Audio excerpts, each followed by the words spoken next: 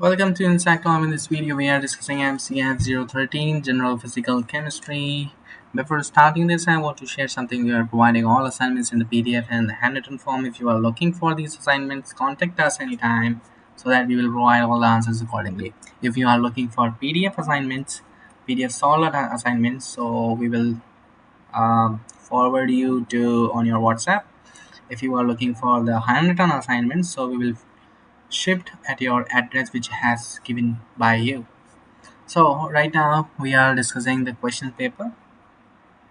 In this paper you can see there are total 10 questions, and each question has 5 marks. And for information, we have solved all these papers, not only this paper, other papers also. So if you are looking for these assignments or solutions, so contact us on any time so that we will provide all the answers accordingly. Thank you so much for watching. We will meet you soon in the next video.